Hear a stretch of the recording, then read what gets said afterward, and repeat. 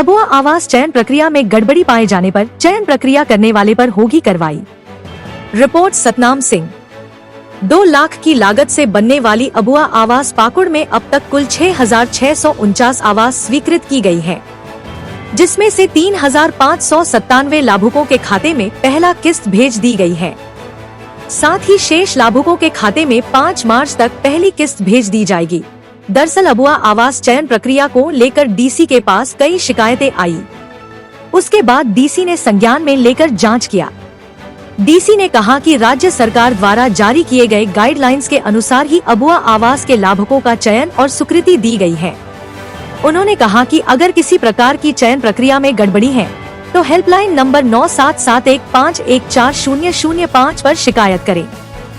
उन्होंने कहा कि चयन प्रक्रिया में किसी प्रकार की गड़बड़ी पाए जाने पर चयन संबंधित लोगों पर कार्रवाई की जाएगी।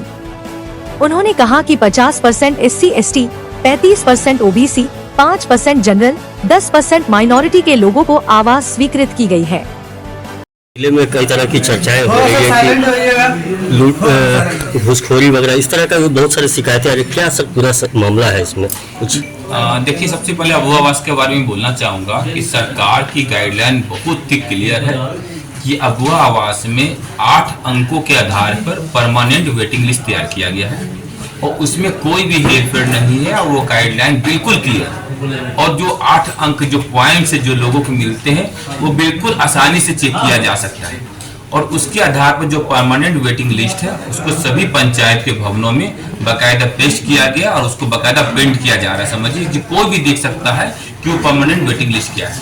उसके बाद डिफरेंट कैटेगरी के जो टारगेट्स आए हैं, तो जो परमानेंट वेटिंग लिस्ट है उसमें जो सीरियल नंबर 1 के जो योग्य लाभुक होंगे पहले उसी आवास मिलेगा, फिर सीरियल नंबर 2 को मिलेगा, बाकायदा ऑर्डर में ही मिलेगा। इसमें भी कोई चेंज नहीं होगा, कोई डिस्क्रिप्शन नहीं। तो इसमें मैं ये कहना चाहूंगा कि ये लोगों को थोड़ा अवेयर करने की जरूरत है और जिला स्तर से इसमें बाकायदा है सो मोबाइल नंबर भी जारी किया गया है कि जहां पर लोग अपना कंप्लेन क्या बोलते हैं कि बता सकते हैं, है ना, और उसकी जिस पर जांच किया जाएगा, चेक किया जाएगा।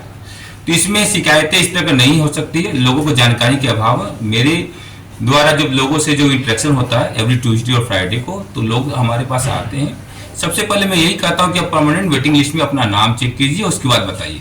और जितनी भी शिकायतें हमारे पास आए उसमें जांच कराने पर पता चलता है कि फील्ड में कि काफ़ी शिकायतें ऐसी होती हैं जो लाभुक कहते हैं कि मैं बहुत गरीब हूँ, क्या बोलता हूँ कि मेरे पास कच्चा मकान है, लेकिन चेक करने के बाद पता चलता है कि उसके अपने पक्का मकान है दूसरी जगह पर जो शो नहीं कर रहा। इसके साथ साथ ये भी शिकायतें देखने को मिलती है कि बीच में गांव के कुछ बिचौली तरह के लोग होते हैं जो लोगों को कहते हैं कि हम कुछ पैसे दो, हम तुम्हारा करवा देंगे, समझिए।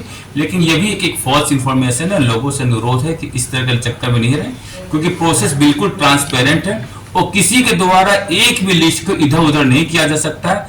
अगर परमानेंट वेटिंग लिस्ट में अगर अंकों के निर्धारण में किसी के लेवल पर गड़बड़ी हुआ है तो तुरंत उस मोबाइल नंबर के थ्रू ये जिला में कंप्लेन करें, हम उसको जांच भी करवाएंगे और अगर ऐसा गलत पाया जाता है तो संबंधित व्यक्ति को लिस्ट से हटाया भी जाएगा और क्या है कि जो उसकी वेरिफिकेशन जो टीम उस समय की थी उस पर कार्रवाई की जाएगी।